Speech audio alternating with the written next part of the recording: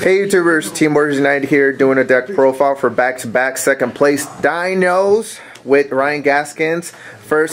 Second place was in Fargo, North Dakota, 31st of March. Second one was on April 15. So coming in both regional second place. So he's going to be giving us his deck profile, and then he's going to be giving us his matches and his experiences with each of the match and each tournament. So here we go. How's it going, YouTube? So let's get right into it. 3 Overraptor, 3 Conductor, 3 Drollin Lock, 3 Ghost Ogre, 2 Ash Blossom. I do run a lot of hand traps. This is a going second build. You just want to stop your opponent with a no TK.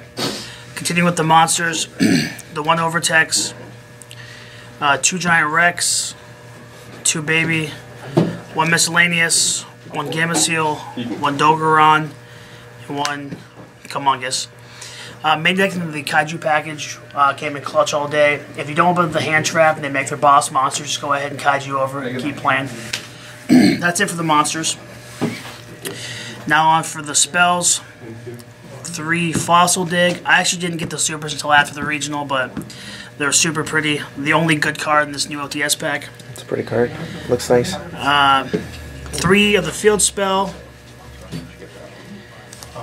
We run 2 Gold Sark, 2 Twin Twister. This deck loses the back row. You have to have ways to clear that back row so you can no TK. 2 Terraformings. We run 2 of the double evolution pills. With all the hand traps, this card is almost always live. And it's searchable now? And it's searchable with the 1 Overtex. 1 Dark Hole, 1 Foolish, and 1 Slumber. This is actually the same exact main deck build as the second place in Fargo I got. The only thing that really changed was my side. We'll go with the side deck next. Like I said before, this deck loses the back row. 3 MSTs, 3 Cherries, and the funny thing about the Cherries targets was I was just really worried about the FTKs in this format, so I sided the Supreme King and the Master Diamond for the Gem Knight FTK, the Electromite for the Pendulums, Macabre for Invocation, Buster, and Toad. Like half my extra tank goes to Cherries targets, but you can't complain. I actually ran into an Infernoid BA player, and as I'm holding up my extra deck to the crowd, I'm like, "Do you guys see a BA? You guys see a Dante? I have all these boss monsters, no Dante." It was very sad, but no Dante. 2 DD Crow. This actually came in clutch against the Infernoid BA player. I banished his Barbar, came down to 300 life points. He couldn't burn me for game next turn, and then the 3rd Ash. I don't like maining 3 Ashes. I think it's not very good in this format because of Pen Magician. It doesn't really hurt Pen Magician. And you definitely want to see it against Trickstars. Boo. So now for the extra. The MVP, double Logia, Solemnosaurus. It's just insane. It's just insane. I run 2 Link monsters, Decode and Underclock. This card is clutch and enables OTK. If you put a Conductor right below it, you can lose him down, 3,500 attack. It's pretty insane.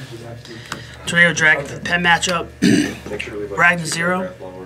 Also came in clutch all day. People don't realize it's a Dryden that lets you draw. Yeah, they lose their attack. You just activate, destroy, right. Draw 1. Draw 1.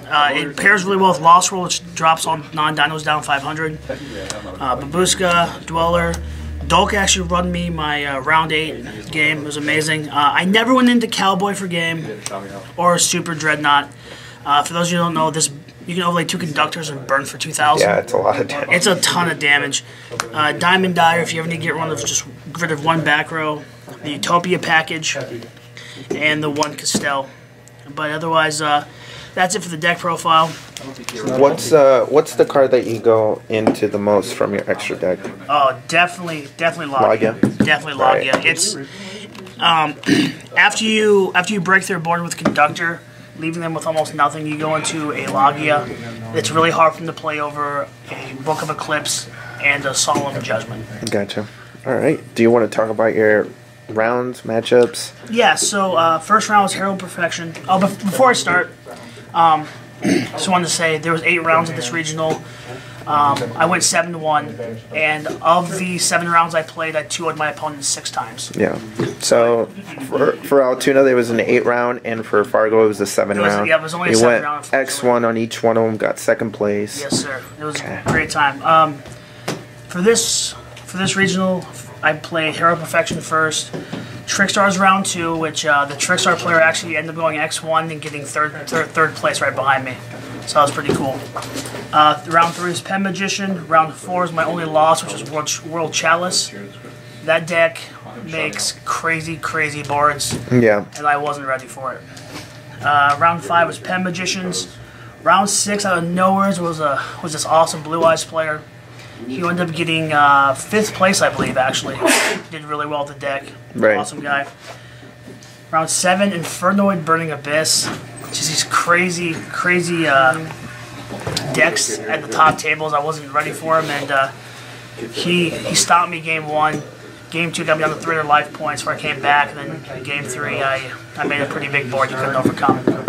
Yeah. And then in my final round I played Pen Magician, and honestly this deck has a fantastic matchup against Pen Magician. It's phenomenal. So otherwise, overall experiences, it was a great time. Had a lot of fun. Had a lot of really good friends there with us. I'd like to give a shout out to my buddy Nick Stetson, the Universal Standard. He let me borrow some Ash Blossoms for the tournament, which I desperately needed. My friend Dylan got us a cheap hotel. Deck testing with Where's Dylan at? Deck testing with Michael Crilly helps me learn these Pentagon matchups. There's Michael. And of course, to John Moore for putting this on his channel. Thank you, House of Champs. Otherwise, it's been a great experience. So. Yeah. Future events? Yeah, what's the next one? I'm actually going out to California here soon for an internship. Professional Yu-Gi-Oh player. So I'm hoping to go to San Diego and Los Angeles, and if I can make top 8 out in Cali, that'd be phenomenal. Go into Nats later and try to make a day 2. Will you continue to play Dinos? I think so. Yeah. I could see maybe Double Evolution Pill getting hit because it's being splashed in other decks, but otherwise the deck is fairly balanced. Conductor's a pretty balanced card. Takes 2 dinosaurs to make, and that's hard. You know, most decks don't even run dinosaurs. So Yeah. it's pretty fair boss fight. That is true. Well, just like to say thank you and good luck in future events. Thank you.